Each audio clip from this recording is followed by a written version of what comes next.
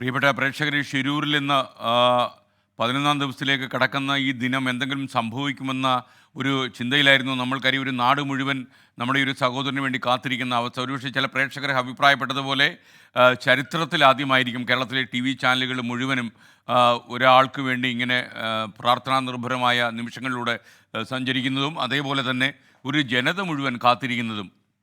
എന്നാൽ ഇപ്പോൾ ഏറ്റവും വലിയ പ്രശ്നം അവിടുത്തെ കാലാവസ്ഥ തന്നെയാണ്. അവിടെ അതിശക്തമായ മഴയും അതിനേക്കാൾ വലിയ കാറ്റും അടിച്ചുകൊണ്ടിരിക്കുകയാണ്.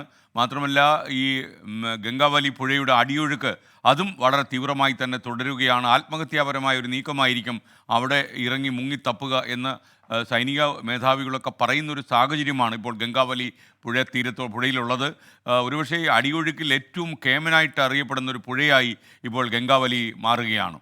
ഗംഗാവലി പുഴയുടെ തീരത്തു നിന്ന് നമുക്കൊപ്പം ഹാഷ്മി താജ് ഇബ്രാഹിം ചേരുന്നു. അവിടെ സൈനികരൊക്കെ തന്നെ ഇന്നത്തെ ദൗത്യ സംഘത്തിലെ ആളുകളൊക്കെ എത്തി അവിടെ ഒരുക്കങ്ങൾ ആരംഭിച്ചു കഴിഞ്ഞു. അതിൻ്റെ ദൃശ്യങ്ങൾ നമ്മൾ കണ്ടു.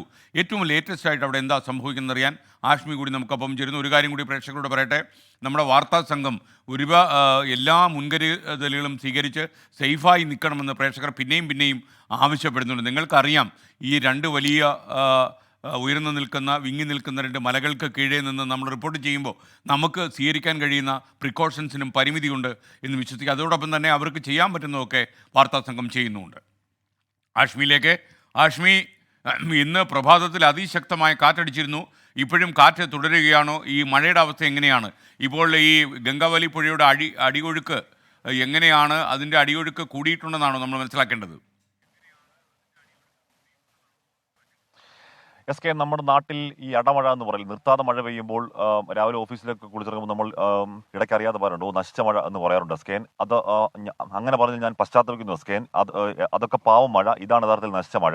ആ മഴ ഇങ്ങനെ പെരുമഴ പോലെ തുടരുമ്പോൾ ഒരു തരത്തിലും ഏതെങ്കിലും തരത്തിൽ രക്ഷാദൗത്യ സംഘത്തിന് ഒന്നും ചെയ്യാൻ കഴിയാത്ത മനുഷ്യൻ നിസ്സഹായമായി പോകുന്ന സാഹചര്യം. സ്കേൻ, ഇവിടെ ആദ്യത്തെ 1 മുതൽ 8 വരെ ദിവസങ്ങളിൽ നമ്മൾ ഒരു ക്ലൂലെസ്സായി നമ്മൾ നിന്നു. 9-ാം നാൾ നമുക്ക് പ്രത്യാശയുടെ ഒരു പൊൻകിരണം കിട്ടി. അത് ഈ ബോട്ട് കണ്ടെത്തി എന്നുള്ളതാണ്.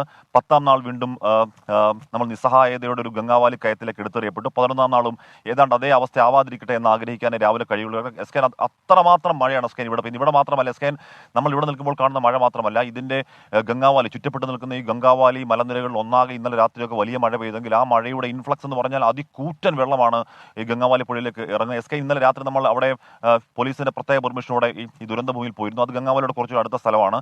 എസ്കേൻ, സത്യം കണ്ടാൽ പേടിയാകും. അമ്മാതിരി കടല് പോലെയാണ് ആ ഗംഗാവാലി ഇങ്ങനെ വല്ലാത്തൊരു രൗദ്രഭാവത്തിൽ കുത്തി ഒഴുകി ഇങ്ങനെ ആവുന്നത്. ഇപ്പോൾ ഇവിടെ ആർമി ദൗത്യസേനാംഗങ്ങൾ അകത്തേക്ക് പോകുന്നുണ്ട്. നേവിയുടെ സംഘങ്ങൾ അല്പസമയത്തിനകം പോകും. ഡ്രോൺ പരിശോധന അവിടെ തുടങ്ങാൻ കഴിയുമോ എന്നുള്ള കൂലങ്കഷമായ ആലോചന തുടങ്ങുന്നു. ഈ കാറ്റും മഴയും ഇത്തരത്തിൽ തുടരുകയാണെങ്കിൽ ഡ്രോൺ പരിശോധനയ്ക്ക് അങ്ങേറ്റം അസാധ്യമാകും. പിന്നെ നേവിയുടെ ഡൈവർ സംഘത്തിന്റെ അങ്ങോട്ടേക്കുള്ള ജമ്പ് ആലോചിക്കാനേ കഴിയില്ല ഈ കുത്തൊഴുക്കിൽ. കാരണം ഈ അത്ര വലിയ ഇൻഫ്ലക്സ് അകത്തേക്ക് പോകുമ്പോൾ ഉറപ്പായും ഗംഗാവാലിയുടെ അടിയൊഴുക്ക് എന്ന് പറയുന്ന 6 to 8 നോട്ടിക്കലിൽ നിന്നും ഏറ്റവും ചുരുങ്ങിയത് ഒരു 10-15 നോട്ടിക്കലിലേക്ക്, എസ്കേൻ 20 നോട്ടിക്കലിൽ നിന്ന് താഴ്ന്ന 6 to 8 എത്തിയതാണ്. വീണ്ടും അത് വീണ്ടും സ്കോറിംഗ് ഹൈ എന്ന് പറയും മട്ടിൽ അത് വലിയ തോതിൽ കുത്തൊഴുക്ക് വർദ്ധിക്കുന്നത് നമ്മുടെ നാവികസേനാംഗങ്ങൾക്ക് ഉണ്ടാക്കുന്ന ബുദ്ധിമുട്ട് ചെറുതല്ല. എസ്കേൻ, നമ്മൾ ഇന്നലെ അവിടെ പോകുമ്പോൾ കാർവാർ എസ്പിയും കാർവാർ എം എൽ എ ഇന്നത്തെ ഒരു ആക്ഷൻ പ്ലാൻ കൃത്യമായി പറഞ്ഞിരുന്നു. അത് ഫണ്ടൂൺ എന്ന് പറയുന്ന ഒരു സംവിധാനമുണ്ട് എസ്കേൻ. അത് ഫ്ലോട്ടിംഗ് ബ്രിഡ്ജാണ്. ആ ഫ്ലോട്ടിംഗ് ബ്രിഡ്ജ് എന്ന് പറഞ്ഞാൽ അവിടെ ഈ ലക്ഷ്മണന്റെ കട മുതൽ ഈ വണ്ടി കാണപ്പെടുന്നു സ്പോട്ട് 1, സ്പോട്ട് 2, സ്പോട്ട് 3 എന്ന് പറയുന്ന ആ മേഖല വരെ പുഴയോരത്ത് ഒരു പ്ലാറ്റ്ഫോം പോലെ നിർമ്മിക്കുന്നു. ആ പ്ലാറ്റ്ഫോം നിർമ്മിച്ചുകൊണ്ട് ആ പ്ലാറ്റ്ഫോമിലൂടെ നമ്മുടെ ഈ സാനി എക്സ്കവേറ്റർ പ്ലാറ്റ്ഫോമിലൂടെ ഓടിച്ച് ഈ വാഹനമുള്ള ഭാഗത്തേക്ക് കൊണ്ടുപോകുന്നു. അവിടെ ഈ വലിയ ഫ്ലോട്ടിംഗ് ബ്രിഡ്ജ് ഇട്ടുകൊണ്ട് പരിശോധന തുടങ്ങാൻ കഴിയുമെന്നതാണ് ബി പ്ലാൻ സ്കേൻ. പക്ഷേ ഈ ഫ്ലോട്ടിംഗ് ബ്രിഡ്ജ് നമ്മൾ നാട്ടിലൊക്കെ ഈ തോട് വൃത്തിയാക്കാൻ അത്തരത്തിൽ സംവിധാനം കാണുന്നുണ്ടെങ്കിൽ കൂടിയും ഈ വലിയ ഫ്ലോട്ടിംഗ് ബ്രിഡ്ജിലൊന്നും ഈ ഭീമാകാര യന്ത്രം അങ്ങനെ ഫ്ലോട്ട് ചെയ്ത് നിൽക്കുമോ എന്ന കാര്യം പ്രായോഗികമായി നമുക്ക് അത്ഭുതം തോന്നും. പക്ഷെ അതങ്ങനെയാണോ സംഭവിക്കാൻ പോകുക എന്നുള്ളത് അല്പസമയത്തേ അറിയാൻ കഴിയുകയുള്ളൂ. എസ്കേൻ, അപ്പോൾ അതുതന്നെയാണ് പ്രധാനം. ഇന്നത്തെ ആക്ഷൻ പ്ലാനുകൾ തുടങ്ങുന്നുണ്ട്. ഇവിടെ ആർമിയും നേവിയും ദൗത്യസമൂഹവും ഒക്കെ സെറ്റാണ്. പക്ഷേ ഈ കാലാവസ്ഥ അല്പമെങ്കിലും ഒന്ന് അനുകൂലമാവാതെ ഒരു തരത്തിലുള്ള മുന്നോട്ട് പോകാൻ ഒറ്റ സ്റ്റെപ്പ് പോലും ഇനി മുന്നോട്ട് പോകാൻ കഴിയില്ല. ഈ ഗംഗാവാലി പുഴയുടെ അടിത്തട്ടിലെ ഈ കുത്തൊഴുക്കിൽ എന്തെങ്കിലും ഒരു അയവുണ്ടാവണം.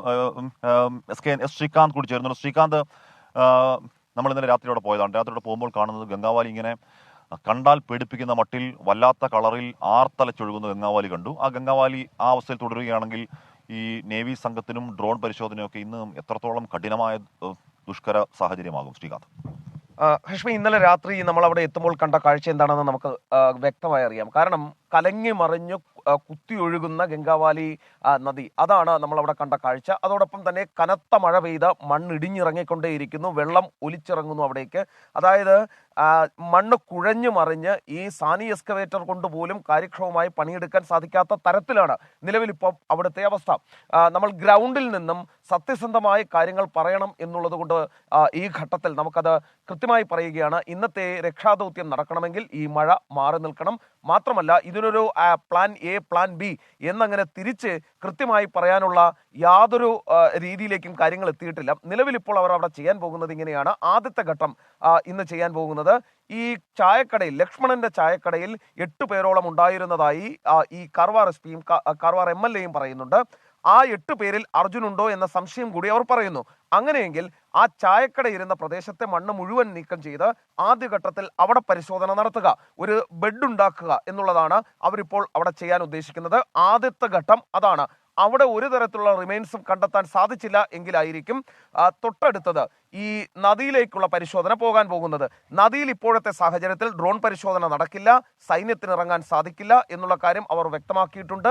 ഡ്രോൺ പരിശോധന നടന്ന് ക്യാബിൻ കണ്ടെത്തിയാൽ നേവി അവിടേക്ക് ഇറങ്ങും. പക്ഷേ നേവി ഇറങ്ങണമെങ്കിൽ ഈ അടിയൊഴുക്ക് മാറണം. നിലവിൽ അടിയൊഴുക്ക് അതിശക്തമായി തുടരുകയാണ്. SK, അതാണ് അവസ്ഥ. നമ്മൾ ഇതിലൂടെ പോയതാണ് SK. നമ്മൾ ഇതിലൂടെ പോകുമ്പോൾ ഈ പറയുന്ന സാനി എക്സ്കവേറ്ററിന്റെ ഭീമൻ യന്ത്ര ബക്കറ്റിൽ ഇങ്ങനെ ഒരു ജീവിത സ്വപ്നങ്ങളൊക്കെ തോണ്ടിയിടുന്ന കാഴ്ച നമ്മൾ കണ്ടു SK. അത് ഈ ലക്ഷ്മണന്റെ കടയിലെ ഈ ചോറ് വെക്കുന്ന വലിയ പാത്രം, നിറയെ ദ്വാരങ്ങൾ, വെള്ളം ഊർന്നു പോകാനുള്ള വലിയ പാത്രങ്ങൾ, ബക്കറ്റുകൾ, പാത്രങ്ങൾ, കസേരകൾ ഒക്കെ നമ്മൾ കണ്ടു. ഉറപ്പായും എൻ്റെ മാധ്യമപ്രവർത്തന ജീവിതത്തിലെ ഏറ്റവും അവിടെ നിൽക്കുമ്പോൾ ഏറ്റവും ഹൃദയം വിങ്ങുന്ന ഒരു കാഴ്ചയായി അത് വിലയിരുത്തപ്പെടുന്ന ഒരു തർക്കം അക്കാര്യത്തിലില്ല SK. ആ കാര്യം ഒരുപാട് ജീവിത സ്വപ്നങ്ങൾക്ക് മേൽ ഒരു മാമല, ഒരു എന്താണ്, ചിരൂർ മലനിരകൾ ഇടിഞ്ഞു വീണ് തകർത്ത് കളഞ്ഞ ഒരു ദുരന്തഭൂമിയിൽ നമ്മൾ നിൽക്കുകയായിരുന്നു. അപ്പോൾ അവിടെ ഈ മേഖല, ഈ ലക്ഷ്മണന്റെ കട കേന്ദ്രീകരിച്ചുകൊണ്ട് വീണ്ടും പരിശോധിക്കുന്നു. ആ യഥാർത്ഥ ലക്ഷ്യം അവിടെ ആരെങ്കിലും അവിടെ കുടുങ്ങിക്കിടപ്പുണ്ടോ എന്നുള്ളതാണ്. SK ദൗർഭാഗ്യവശാൽ സങ്കടം കൊണ്ട് പറയുന്നത്, ഇത്തരത്തിൽ കാർവാർ SP യുടെയും കാർവാർ MLA യുടെ വാക്കുകൾ കേൾക്കുമ്പോൾ ആ പരിശോധനയിൽ അർജുനെ കണ്ടെത്താൻ കഴിയുമോ എന്ന് അവർ ആത്മാർത്ഥമായി കരുതുന്നുണ്ട് SK. അതിന് കാരണങ്ങൾ എന്താണെന്ന് അവർ മൊത്തത്തിൽ പൂർണ്ണാർത്ഥത്തിൽ വ്യക്തമാക്കുന്നില്ല. പക്ഷേ ഈ ഘട്ടത്തിലാണ്, ഈ സമയത്ത് മാത്രമാണ് അർജുൻ ഈ ക്യാബിൽ ഉണ്ടായിരുന്നോ എന്ന സംശയം അവർ ബലത്തിൽ ഉന്നയിച്ചു തുടങ്ങുന്നത്. ഈ സമയത്ത് ചായ കുടിക്കാൻ വന്ന 4 പേരിൽ ബാക്കി 2 പേരുടെ കാര്യത്തിൽ തീരുമാനമാവുന്നത് ശരവണ്ണും മറ്റൊരാളുമാണ്. മൂന്നാമത്തെ ഒരാൾ ആ കടയിലെ ജോലിക്കാരനാണ്. 4മത്തെ ഒരാൾ അർജുനാണോ എന്നുള്ള ഒരു സീരിയസ് പരിശോധനയിലേക്ക് പോകുന്നു. അങ്ങനെ എല്ലാ ആദ്യ ദിവസങ്ങളിൽ നിന്ന് വ്യത്യസ്തമായി ഈ കഴിഞ്ഞ 3-4 ദിവസങ്ങളിൽ എല്ലാ തരത്തിലുമുള്ള, എല്ലാ ഡയമെൻഷനുമുള്ള പരിശോധനകൾ വളരെ സജീവമായി, വളരെ ഊർജിതമായി പുരോഗമിക്കുകയാണ്. ഇവിടെ ഒരു മഴ ഒന്ന് കുറയുക എന്നുള്ളത് തന്നെയാണ് അതിപ്രധാനം. അടിയൊഴുക്കൊന്ന് കുറയുക എന്ന് തന്നെയാണ് അതിപ്രധാനം. എങ്കിൽ മാത്രമേ ഡ്രോൺ പരിശോധനയാവട്ടെ, നാവികസേനയുടെ ഡൈവിംഗ് പരിശോധനയാകട്ടെ ഏതെങ്കിലും തരത്തിൽ മുന്നോട്ട് പോകൂ SK. Okay, thank you. Ashmi Taj Ibrahim അവിടെ തന്നെ തുടരുകയാണ്.